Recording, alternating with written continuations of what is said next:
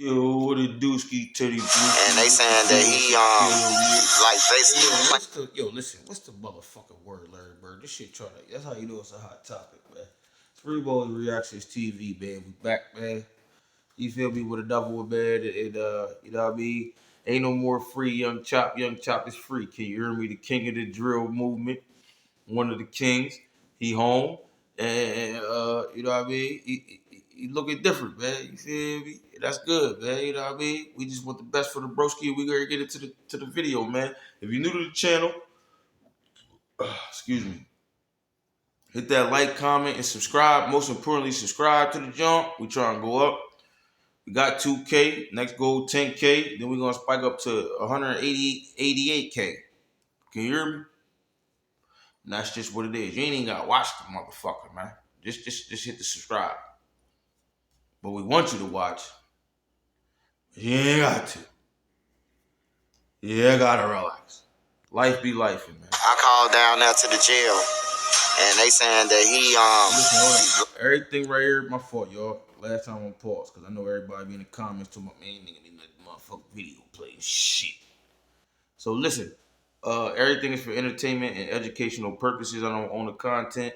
Shout out to who the fuck this is? Hood War Chronicles. Make sure I go over to folks and them. Support what he got going on. It's his shit. You know what I mean? We just the reactor. That's what I do, man. Stop playing with me, man. like basically playing with himself. And, we seen the video of him putting his thing on the person's head. Make it no better. You feel me? He right along with use you, try to you the right songs for him, you know, and then don't call you after. Somebody all his cellies. He went in his celly box and ate all his food. It like made a whole meal out of celly box. While the celly was in the hospital for a day or two. That's diabolical. Come on, got food. Yeah, 5, 6, 7, 9. Stop. When it comes to hip-hop, especially the drill scene, few producers have left a mark as big as Young Chop. He was a trailblazer, a genius in his craft, and his influence can still be heard in countless hit records. But somewhere along the way, it all took a bizarre turn. It was like a complete 180. One minute, he was on top of the game. In the next, he was at the center of one controversy after another. Young Chop started beefing with nearly everyone he once worked with, including big artists in the industry. Don't make it no better. You feel me? He right along with Kanye right here. Use you, try to get you the right songs for him, you know, and then don't call you after that. Then things escalated, like him reportedly shooting at an Uber driver, and before long, he was in and out of trouble with the law.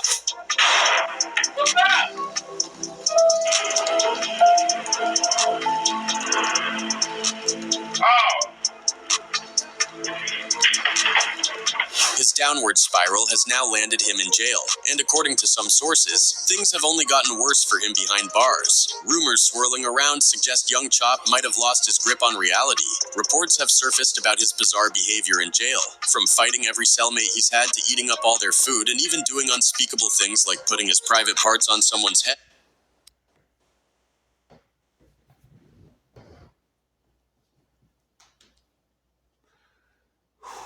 Yo, I'm not gonna laugh. You know, I'm trying hard not to.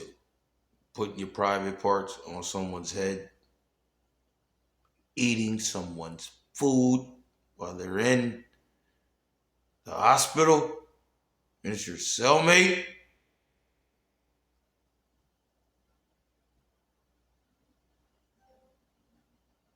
You gotta relax. Everybody be asking me, man, does the Bluetooth actually work? Bro, you get a month for free. It's clear something isn't right. People who knew him say he's not the same person they remember. I did a few interviews with him over the years, and then at one point I feel like he just lost his mind. Yeah, he lost it. Come on, got food. Yeah, 5, 6, 7, 9. Stop it. Theories about what happened to him are everywhere. Some say the fame and pressure got to him. Others speculate that he might have been drugged, maybe slipped a pill or something that messed with his mind. He was the Kanye West of the drill. He was. Yep. Absolutely. He could have Listen still to that. been in that Listen position. to that. It ain't no was because he ain't dead. See, that's what's wrong with people. Yeah, I laugh, but this shit ain't funny because I actually fuck with Chop. And don't get the laughter misconstrued, right?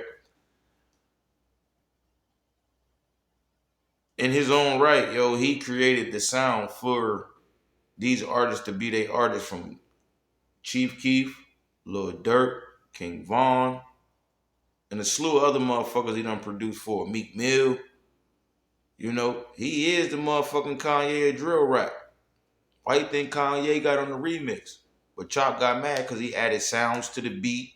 He did all kinds of shit without authorization and turned it into a whole different beat. And that's why, you know, they had their little issues allegedly. You hear me? But damn.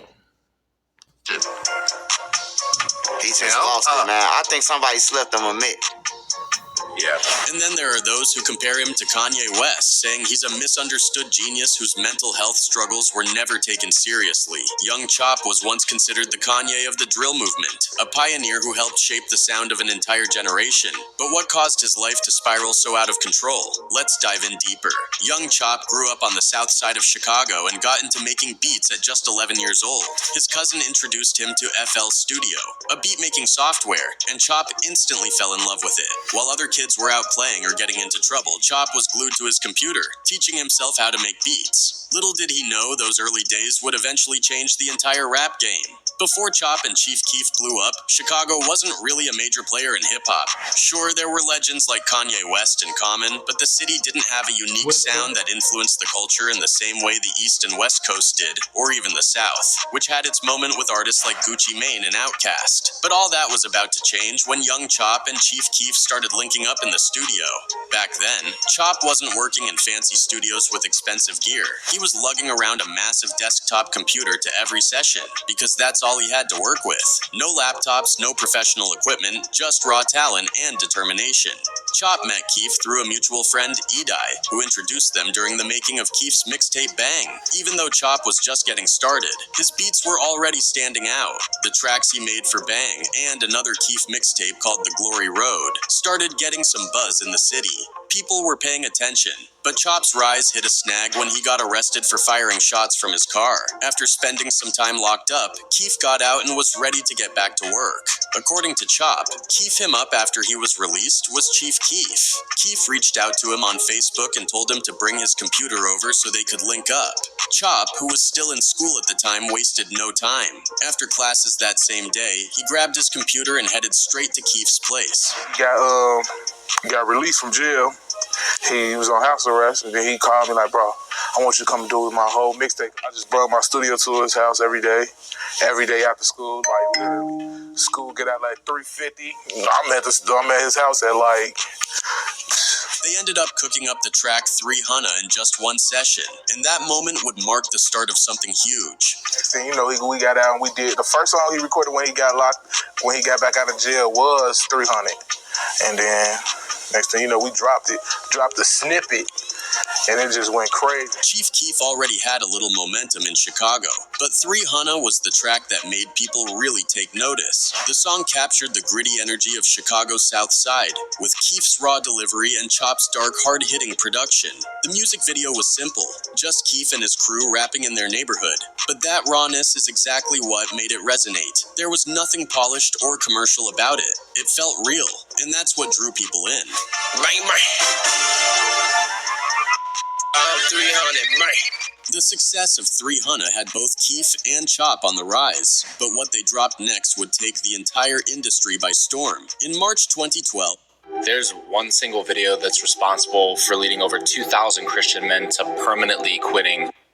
Young Chop and Chief Keef released I Don't Like, a track that would go on to define Chicago drill music. 300 was big, but I Don't Like was a whole different beast. The song blew up on YouTube, racking up over 1 million views in no time. It wasn't just a hit, it was a movement. Sneak, this that I don't like. Don't like. The track's aggressive energy, paired with Chop's unmistakable production style, introduced the world to drill music and put Chicago on the map in a way no one had done before. But things got even crazier when Kanye West got involved. Kanye, along with Pusha T, Big Sean, and Jadakiss, jumped on the remix of I Don't Like, taking the song to an entirely new level. Suddenly, what started as a raw street anthem became a mainstream hit. The remix racked up even more views and streams, and everyone was talking about Chicago drill. Getting one of the biggest artists in the world to remix your beat sounds like a dream come true for any producer. But for young Chop, it wasn't all smooth sailing. The I Don't Like remix featuring Kanye West, Pusha T, Big Sean, and Jadakiss brought massive attention to Chicago drill music and turned Chief Keef into a superstar. But Chop wasn't feeling how it all went down. In fact, this situation kicked off one of his first major beefs. Chop's original beat for I Don't Like had that raw, gritty sound that helped define drill music, but Kanye's remix flipped it into something entirely different. Fans loved it. It was a massive hit, but Chop felt disrespected. In an interview with XXL, he said the first time he heard the remix was on the radio, even though he had specifically asked to hear it before it dropped. I'm hearing the song and there's different sounds in the beat. It don't even sound like the real beat. It sounded like a rock star beat, and that's not how I do it. That's not my sound, Chop explained. To make matters worse, Chop never even got to talk to Kanye directly about it. He had to go through multiple people just to try to reach Yeah. Chop was actually in the studio when Big Sean laid down his verse, but it was recorded over the original beat. He had no idea the changes were coming until the remix was already out. There were even rumors that Chop was planning to sue Kanye over the situation, but those quickly died down after Kanye reached out to smooth things over. A few days later, Chop publicly said everything was cool between them. In 2013, Chop and Kanye even linked up in the studio while Kanye was working on his Yeezus album. Chop spoke about the experience during an interview with DJ Vlad, saying, I sat down with him and like, bro is really mother effing talented. The ish is just genius work. It seemed like the drama had settled down, but that wasn't quite the end of it. By 2015, Chop was still expressing frustration over how Kanye handled the situation. In an interview with DJ Booth, Chop claimed Kanye came to him specifically to capture the drill sound he and Keef had created, saying, he wanted me, and he wanted that sound. He was taking from us. You feel what I'm saying? Yeah, he wanted beats, and he wanted that sound. You see what I'm saying? He was taking from us. In another interview from that same year, Chop accused Kanye of using people for their ideas and then This nigga's not dumb. He ain't stupid. Like, he just caught like he said. He might be a little throwed off and do weird shit, but that's true. You can't. How you gonna change and add sounds to a nigga beat that's he the beat? You don't even talk to the beat maker and you add shit and then put a whole remix out without discussing it with him first. It's like you just bullied him. Like, you don't do business like that. And I'm just saying if that's true. I don't know. I wasn't there. But I don't see how Ye, like, you know, I don't know what all these motherfuckers were. Bring them off. Kanye don't make it no better, you feel me? He be right along with the ish, trying to soak up everything dudes know, and then don't call you after that. Kanye don't make it no better. You feel me? He right along with you, try to soak you the right songs for him, you know, and then don't call you after that. Beefing with a superstar like Kanye West is rarely a good career move, but for young Chop, this wasn't the only storm brewing in his life. By 2016, his career and personal life were both heading into rocky territory. That year marked a tragic turning point when Chop lost two of the most important people in his life, his mother and grandmother. Chop was incredibly close to both of them, and their deaths hit him hard. His mom wasn't just his biggest supporter, she was also a constant presence in his life. Despite his success in the rap game, Chop never got his driver's license, so his mom Look, if you're over 45 and can't work because of your health, there's a real easy way to see if you can get up to $3,822 a month in disability. Often drove him around. Whether it was interviews, studio sessions, or road trips, they were always together. In 2015, Chop's grandmother passed away, and just a year later, his mother followed. Losing them back to back was devastating, and some believe this is where Chop's downward spiral really began. Even though 2016 was filled with personal tragedy, it wasn't all bad. After a few years of tension, Chop and Chief Keef squashed their beef and started making music together again. For a while, it seemed like Chop might might be on the road to getting his career back on track. Reuniting with Keef was a major step in the right direction. But just as things started looking up, Chop found himself in a far more serious situation, one that nearly cost him his life. During an Instagram live chat with Gilly Da Kid, young Chop shared a wild story about a studio session he once had with Meek Mill and 21 Savage. According to Chop, he showed up to the studio packing heat. Literally, he claimed that as soon as Meek and 21 Savage realized what was going on, they dipped out of there fast. I got 1, 2, 3, 4, 5, 6, 7, 8. 21 Savage came at you? I ain't said his name, you said it. Man, Savage ain't come at you, man. Man, I ain't living like that. I'm telling you. I was in the studio with him and me. Ain't living like that. I had that thing you dig on me. Left the studio. Swear to God. But that wasn't the end of the drama with Meek. After the studio incident, Chop said he tried to get Meek to collaborate with Polo G, but Meek never responded. For Chop, this wasn't just a brush-off. It was a sign of Meek's fakeness. During the same Instagram live with Gilly, Gilly tried to defend Meek, saying maybe it wasn't that deep. But Chop wasn't having it. He doubled down on his criticism, calling Meek fake and even dragging other big names into it. French Montana, Lil Wayne, and Cassidy all got called out by Chop as being fake gangsters too. It didn't take long for Meek Mill to respond. He hit back on Twitter, but instead of firing shots at Chop, Meek expressed concern for his mental health. Meek wrote, "It's obvious Chop having some mental issues. Y'all be gassing stuff so much y'all just ignore it. I've been getting beats from him for years. Hope he gets well." French Montana also chimed in, echoing Meek's sentiments, but in a harsher tone. French tweeted, "It's sad to see this. Young Chop need to be in a mental institution. It's only a matter of time till somebody take his life. Then all you gonna see is RIP. If somebody care about that man, go grab him and take him somewhere." 21 Savage also threw... Like, those is kind of like low-key threats at French Montana. The second comment, you feel me? Like, that was a little, I get it, but damn. He's right in a lot of aspects, but... his 2 cents in, posting an Instagram story about the situation. He wrote, "Make sure y'all go get his tape when it drops because he needs the clout, and pray for him because he done lost his mind." Like Meek and French, 21 seemed more baffled by Chop's antics than angry about them. But Chop wasn't going to let that slide. He jumped on his own Instagram live to clap back at 21, saying they could fight anytime since they lived in the same area. And 21, we live in the same area. Ha! Chill, come on, man. You just got to end there yesterday. This is just ridiculous. Area. Telling people that we live in the same, we go to the same Walmart. What's up?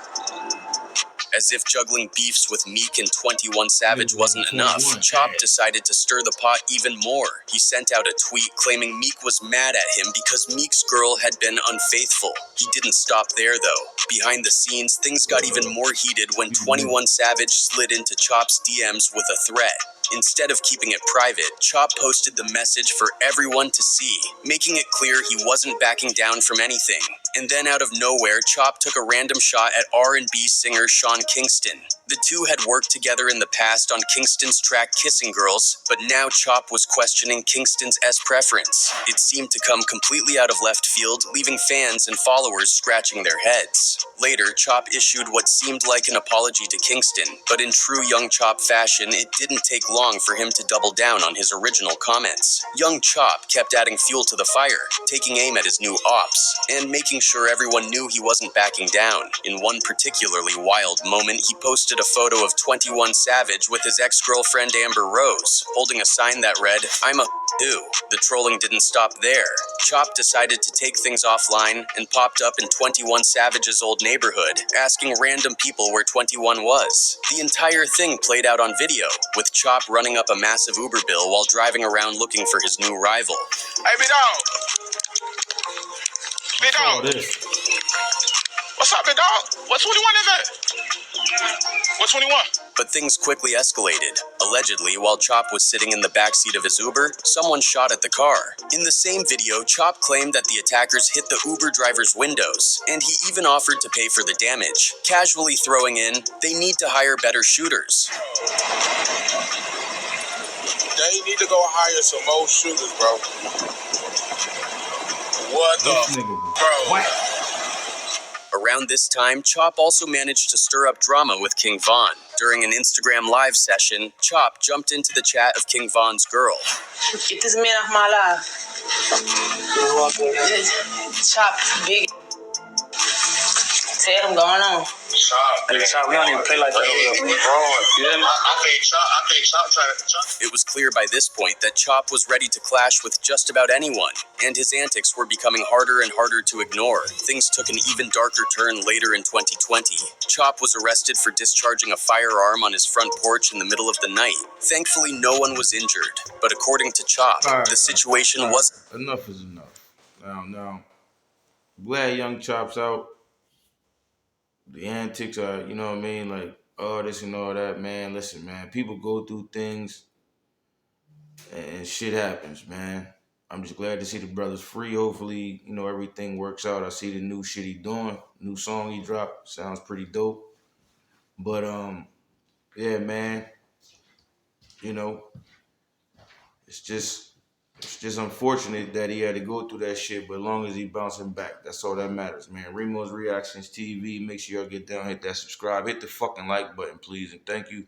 Love y'all, and you know what I mean, to the next video. I'm gonna scream at you.